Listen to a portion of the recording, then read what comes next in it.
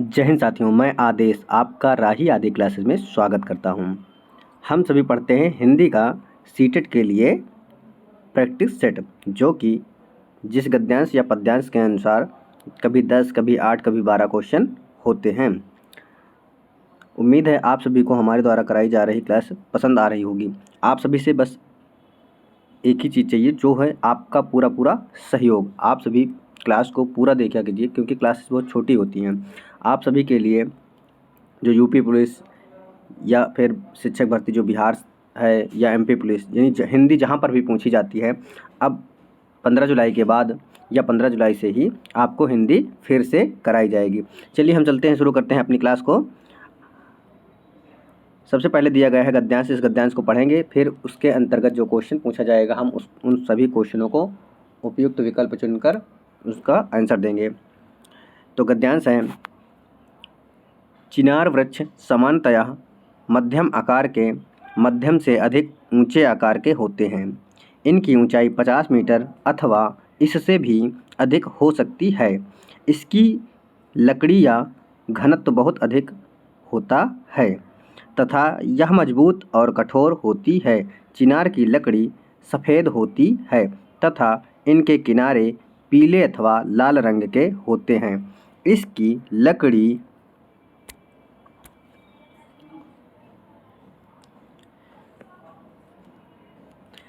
लकड़ी पर सरलता से पालिश की जा सकती है तथा रंग भी किया जा सकता है। इसकी लकड़ी ना तो आसानी से कटती है और ना ही आसानी से टूटती है, किंतु यह टिकाऊ भी नहीं होती है। अतः कीमती फर्नीचर आदि इससे नहीं बनाए जाते। चिनार वृक्ष का तना सुंदर और आकर्षक होता है एवं इस पर कांटे नहीं होते, किंतु छूने पर यह खुरदरा लगता है। चिनार वृक्ष के तने की छाल अविकसित सी होती है तथा यह पहाड़ी बनकर झरती रहती है। इससे इसका तना सल्क वाला दिखाई देने लगता है।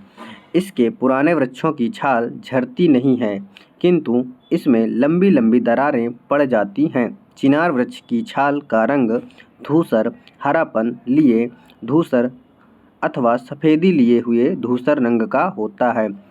शरद ऋतु में चिनार का वृक्ष अपनी छाल का रंग बदलता है और नारंगी अथवा नारंगीपन लिए सुनहरे रंग का हो जाता है। चिनार वृक्ष की शाखाएं कत्थई रंग की होती हैं तथा आसानी से नहीं टूटती, किंतु वृक्ष के बढ़ने के साथ ही ये नीचे झुकने लगती हैं और कभी कभी वृक्ष के नीचे से गुजरने वालों से टकराने लगती हैं। उम्मीद है आप सभी ने भी इस गद्यांश को पढ़ लिया होगा। जैसा कि मैं हर बार बताता हूँ, जब कोई गद्यांश या काव्यांश दिया गया हो तो अगर नहीं समझ में आता है एक बार पढ़ने पर, तो उसे हम स्पीड में 2 या 3 बार पढ़ सकते हैं। तो चलिए इस गद्यांश के अंतर्गत जो क्वेश्चन पूछा जाता है, हम उस क्वेश्चन की तरफ चलते हैं। क्वेश्चन हमारा पहला क्या है? चिनार की लकड़ी होती है सफ़ेद, काली, पीली, लाल। इस गद्यांश में बताया गया है कि चिनार की लकड़ी कैसी होती है? सफ़ेद होती है। इस चिनार की लकड़ी कैसी होती है? ऑप्शन ए जो हमारा आंसर सही हो जाएगा वह होगा ऑप्शन ए। कैसी होती है? सफ़ेद होती है। हम अगले क्वेश्चन की तरफ चलते हैं। अगला क्वेश्चन क्या है? अतः कीमती फर्नीचर आदि इससे नहीं बनाए जाते। इस वाक्य में विशेषण शब्द है। क्या दिया हुआ है वाक्य? अतः कीमती फर्नीचर आदि इससे नहीं बनाए जाते। इस वाक्य में हमें विशेषण बताना है। इस ऑप्शन ए क्या है? इससे, ऑप्शन बी बनाए, ऑप्शन सी कीमती, ऑप्शन डी फर्नीचर। तो यहाँ पर हमें विशेषण बताना है। तो यहाँ पर जो हमारा विशेषण होगा, फर्नीचर कैसा है? कीमती है। तो यहाँ पर जो कीमती शब्द है वह हमारा विशेषण है। तो हमारा जो आंसर सही हो जाएगा वह होगा ऑप्शन सी सही हो जाएगा। हम अगले क्वेश्चन की तरफ चलते हैं। अगला क्वेश्चन क्या है? समूह से भिन्न शब्द, यानी जो चारों ऑप्शन हैं इनमें 3 समान रूप से हैं और एक भिन्न रूप से हैं, तो उसी को हमें छाँटना है। ऑप्शन ए पतली दुबली, ऑप्शन बी लाल लाल, ऑप्शन सी कभी कभी और ऑप्शन डी लंबी लंबी। तो आप सभी ने भी पहचान लिया होगा इसमें से कौन सा भिन्न है। जैसे बी है लाल लाल, डी सी है कभी कभी, डी है लंबी लंबी। तो यहाँ पर पतली और दुबली जो है यहाँ क्या है, इन सभी शब्दों में भिन्न है। यानी इस क्वेश्चन का हमारा जो आंसर होगा वह होगा ऑप्शन ए सही होगा।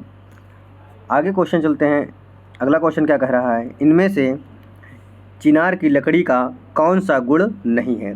अब हमें बताना है जो गद्यांश में दिया गया था चिनार का वृक्ष, और उस वृक्ष की लकड़ी जो होती है उसका कौन सा गुण नहीं है पूछा है। क्या पूछा है, नहीं है पूछा है। तो इसलिए हम कोई भी क्वेश्चन को पूरा पढ़ेंगे, ताकि नहीं है और है में अधिकतर बच्चे कंफ्यूज हो जाते हैं, उस नहीं है को ध्यान ही नहीं देते हैं। ऑप्शन ए है, क्या कह रहा है, आसानी से नहीं टूटती है। ऑप्शन बी आसानी से पालिश हो जाती है। ऑप्शन सी आसानी से कट जाती है। ऑप्शन डी आसानी से नहीं कटती है। तो आप सभी ने भी गद्यांश पढ़ा है, तो इस गद्यांश में जो हमारा इस क्वेश्चन का आंसर होगा वह क्या होगा कि आसानी से कट जाती है। यानी जो हमारा इस क्वेश्चन का सही आंसर होगा क्या होगा, आसानी से कट जाती है। यानी हमारा आंसर ऑप्शन सी हो जाएगा, क्योंकि चिनार की लकड़ी बहुत कठोर होती है, यह आसानी से नहीं कटती है। यहाँ पर गद्यांश में ऐसा ही कुछ बोला गया था। तो हम अगला क्वेश्चन चलते हैं आगे क्वेश्चन हमारा क्या है कि चिनार का तना होता है। चिनार के तने के बारे में भी बताया गया था इस गद्यांश में। ऑप्शन ए क्या है, भुरभुरा। ऑप्शन बी कटीला। ऑप्शन सी चिकना। ऑप्शन डी खुरदरा। जो चिनार है उसका तना कैसा होता था, आप सभी ने भी इस गद्यांश में पढ़ा था। कैसा होता है, खुरदरा होता है। कैसा, खुरदरा। तो इस क्वेश्चन का जो हमारा आंसर होगा वह होगा ऑप्शन डी सही हो जाएगा। अगले क्वेश्चन है की तरफ चलते हैं। अगला क्वेश्चन क्या है कि चिनार वृक्ष अपनी छाल का रंग कब बदलता है, यह गद्यांश में बताया गया था। ऑप्शन ए बसंत में। ऑप्शन बी सर्दी में। ऑप्शन सी गर्मी में। ऑप्शन डी बरसात में। तो गद्यांश को आप सभी ने पढ़ा है और आप सभी को मालूम है कि यह वृक्ष अपना रंग यानी अपनी छाल का रंग कब बदलता है। ऑप्शन बी जो है वही सही है। क्या, सर्दी में वह अपने छाल का रंग बदलता है। शरद ऋतु में या सर्दी में ही बोला गया था, शरद ऋतु। तो अगले क्वेश्चन की तरफ हम चलते हैं। हमारा अगला क्वेश्चन क्या है कि इनमें से कौन सा शब्द समूह से भिन्न है। तो धूसर छाल ऑप्शन ए। ऑप्शन बी क्या है, चिनार वृक्ष। ऑप्शन सी लंबी दरारें। ऑप्शन डी पुराने वृक्ष। तो इस क्वेश्चन को जो हमारा आंसर होगा वह क्या होगा कि चिनार वृक्ष जो है वह इन सभी से भिन्न है, क्योंकि धूसर छाल, लंबी दरारें और पुराने वृक्ष इन सब की विशेषता जो है बता रहे हैं, और चिनार वृक्ष ये विशेषता नहीं है। यानी धूसर छाल, लंबी दरारें और पुराने वृक्ष यह शब्द विशेषण हैं। क्या हैं, वो सभी विशेषण हैं, जबकि ऑप्शन बी विशेषण नहीं है। तो यहाँ पर ऑप्शन बी राइट आंसर होगा, क्योंकि यह सभी से भिन्न है। हम अगले क्वेश्चन की तरफ चलते हैं। हमारा अगला क्वेश्चन क्या है कि ये थोड़ा सा शिक्षण शास्त्र से संबंधित है कि माया कोई बच्ची है, पढ़ा रहे हैं।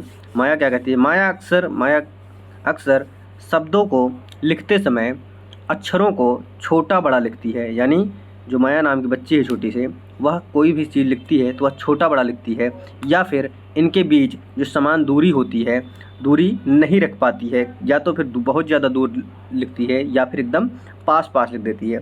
तो उसमें क्या है, माया संभवतः डैश के कारण ऐसा करती है। यानी यहाँ पर माया के बारे में, अक्षमताओं के बारे में बताया गया है। तो माया कैसी है, ऑप्शन ए डिस्ग्राफिया से ग्रसित है।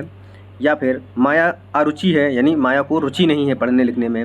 सी ऑप्शन क्या है, लापरवाही, या फिर माया लापरवाह है। डी अज्ञानता है, या फिर माया अज्ञानता है। तो इसमें क्या है कि माया लिखती तो है लेकिन छोटा बड़ा लिखती है और उन शब्दों के बीच में समान दूरी नहीं रख पाती है। तो यहाँ पर क्या है कि माया को लिखने की जो विधि होती है वो डिस्ग्राफिया, यानी उस माया नाम की बच्ची को क्या प्रॉब्लम है, डिस्ग्राफिया से वह ग्रसित है।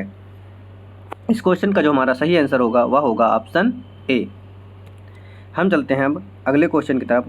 अगला क्वेश्चन क्या है कि बच्चों के भाषा विकास के लिए ज़रूरी है, क्या पूछा गया है, बच्चों के भाषा विकास के लिए ज़रूरी है बच्चों को, ऑप्शन क्या है, व्याकरण सीखने के लिए प्रोत्साहित करना चाहिए, व्याकरण सीखने के लिए प्रोत्साहित करना चाहिए।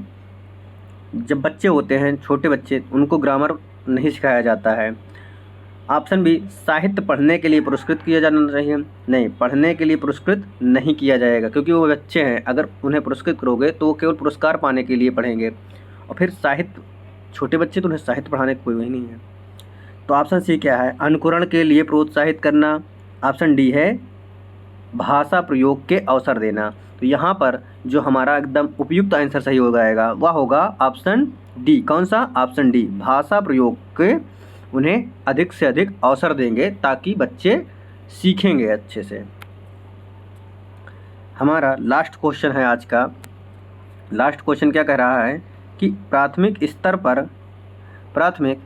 स्तर पर भाषा शिक्षण के संदर्भ में कौन सा कथन सर्वाधिक उचित है। यानी भाषा शिक्षण को ध्यान में रखते हुए इन चारों विकल्प में सबसे अधिक प्रभावशाली क्या है, सबसे अधिक उचित क्या है, वह हमें बताना है। ऑप्शन ए, सभी बच्चों की प्रकृति समान रूप से ही होनी चाहिए।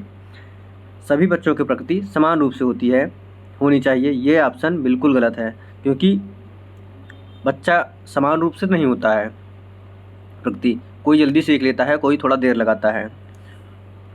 ऑप्शन बी है, बच्चों में विभिन्न प्रकार का बाल साहित्य पढ़ने के लिए अवसर दें, ये ऑप्शन सही हो सकता है। आगे हम देख लेते हैं क्योंकि उपयुक्त सर्वाधिक देखना है। फिर दूसरा क्या, सी ऑप्शन क्या है कि बच्चों का क्रम से भाषा कौशल सिखाए जाने चाहिए। नहीं, ऐसा भी ज़रूरी नहीं है। क्यों, क्योंकि कोई क्रम थोड़ा ना, कोई बच्चा कोई चीज़ जल्दी सीखता है, कोई पहले सीख लेता है, कोई चीज़ सिखाते रहो वो बच्चा क्या होता है बाद में सीखता है। वो चीज़ जो हम पहले सिखाना चाहते हैं वो थोड़ा बाद में, जो चीज़ नहीं सोचते हैं बाद में सिखाएं वो थोड़ा पहले। तो क्रम कोई निश्चित नहीं है भाषा कौशल का। तो सी है, आप सी दो तो बिल्कुल गलत है। ऑप्शन डी क्या है, बच्चों को केवल भाषा, जहाँ पर केवल शब्द आ जाएँ वह निगेटिव शब्द होता है। यहाँ पर तो ये गलत ही है। हमने निगेटिव और पॉजिटिव की एक क्लास डाली थी, वहाँ से हम चाहे CDP में देखेंगे या EVS में देखेंगे या हिंदी में, यानी चाहे जहाँ भी शिक्षण शास्त्र देखेंगे, वहाँ से हम जब पॉजिटिव निगेटिव वर्ड देख लेंगे तो हम आसानी से क्वेश्चनों को हल कर ले जाएंगे। यहाँ पर जो हमारा सही आंसर हो जाएगा क्या होगा, ऑप्शन बी होगा कि बच्चों को विभिन्न प्रकार के बाल साहित्य पढ़ने के लिए अवसर देना चाहिए अधिक से अधिक। जब बच्चों को अवसर दिया जाएगा तभी तो वो सीखेंगे, क्योंकि बोला जाता है गलतियाँ करके ही सीखी जाती हैं। तो बच्चा जब उसे अवसर ही दिया जाएगा तभी सीखे, जब अवसर ही नहीं मिलेगा तो बच्चा कहाँ से सीख लेगा। तो आज का क्वेश्चन यहीं पे समाप्त होता है, आज की क्लास यहीं पे समाप्त की जाती है। बस आप सभी लोगों से सहयोग चाहिए कि आप सभी अधिक से अधिक लोगों को जोड़ते रहिए, अधिक से अधिक क्लास को शेयर कीजिए, अधिक से अधिक लाइक कीजिए, और आप की कमेंट जो है, आपकी राय जो हो वह आप अपने कमेंट के माध्यम से दे सकते हैं। आज की क्लास को हम यहीं पे समाप्त करते हैं। धन्यवाद।